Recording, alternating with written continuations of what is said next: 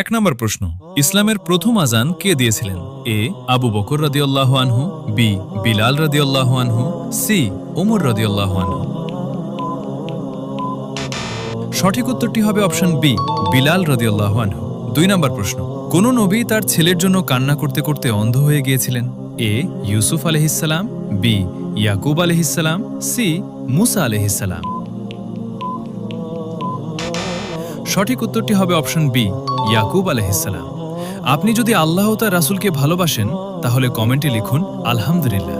৩ নম্বর প্রশ্ন, কোরআনে কোন নবীর নাম সবচেয়ে বেশি এসেছে?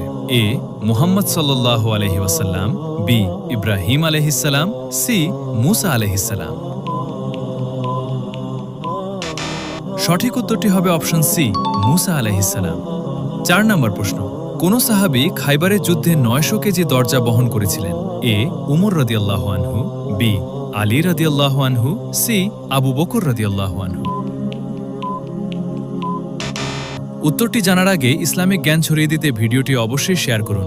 আপনিও সওয়াবের অংশীদার হবেন ইনশাআল্লাহ। সঠিক উত্তরটি হবে বি আলী রাদিয়াল্লাহু আনহু। আপনি কয়টি প্রশ্নের উত্তর দিতে পেরেছেন কমেন্ট করে জানিয়ে দিন।